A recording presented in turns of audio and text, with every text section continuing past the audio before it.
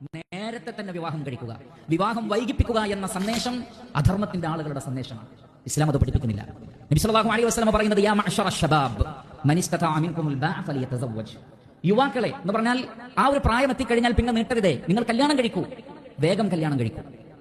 സ്ത്രീകളുടെ ഉത്തരവാദിത്തപ്പെട്ട വലിയകളോട് നബി സല്ലല്ലാഹു അലൈഹി വസല്ലം പറഞ്ഞു, നിങ്ങളുടെ പെൺകുട്ടികളെ അന്വേഷിച്ച് മിമ്മൻ തർദൗന ദീനഹു വഖുലുഖഹ, ദീനും സ്വഭാവവും ഒക്കെ നിങ്ങൾ തൃപ്തിപ്പെട്ട ഒരു മനുഷ്യൻ വിവാഹം ആലോചിച്ച് വന്നാൽ ഫസവ്വിജൂ, നിങ്ങൾ വേഗം കല്യാണം കഴിച്ചു കൊടുക്കണം. ഇല്ലാത്ത ഫാലു, നിങ്ങൾ അങ്ങനെ ചെയ്തിട്ടില്ലെങ്കിൽ അത് ഭൂമിയിൽ വലിയ ഫസാദ് ഉണ്ടാകും, കുഴപ്പമുണ്ടാക്കും. അതുകൊണ്ട് വേഗം വേഗം വിവാഹം നടക്കണമെന്നാണ് ഇസ്ലാം പഠിപ്പിക്കുന്നത്.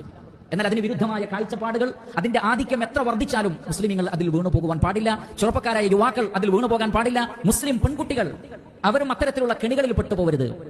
ജോലിയാവട്ടെ, അതേപോലെ തന്നെ വിദ്യാഭ്യാസം പൂർത്തീകരിക്കട്ടെ തുടങ്ങിയ ചിന്തകൾ, മക്കൾ ഉണ്ടായാൽ അത് പ്രശ്നമാണ് എന്ന ചിന്തകൾ, ഇതെല്ലാം നമ്മൾ ഉപേക്ഷിക്കേണ്ടതാണ്. അതുകൊണ്ട് എത്രയും നേരത്തെ തന്നെ വിവാഹം കഴിക്കുക. അതിൽ രണ്ടാണ് ഗുണങ്ങൾ.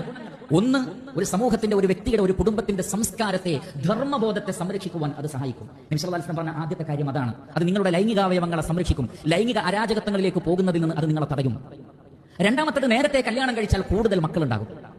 അല്ലാഹു സുബ്ഹാനഹു വ തആല പറയുന്നത് വല്ലാഹു ജഅല ലക്കും മിൻ അൻഫുസികും അസ്വാജൻ വജഅല ലക്കും മിൻ അസ്വാജികും ബനീന വഹഫദതൻ വറസഖക്കും മിൻ അത്വയ്യിബാത്ത്. അല്ലാഹു നിങ്ങൾക്ക് നിങ്ങളിൽ നിന്ന് തന്നെ ഇണകളെ സംവിധാനിച്ചു തന്നിരിക്കുന്നു. എന്നിട്ട് ഉടനെ പറയുന്നത് മക്കളും പേരമക്കളും എല്ലാമാണ്. എന്ന് പറഞ്ഞാൽ കല്യാണം കഴിക്കുന്നതും ഇണകളായി സൃഷ്ടിച്ചതും മക്കളുണ്ടാവാനാണ്, കുട്ടികളുണ്ടാവട്ടെ.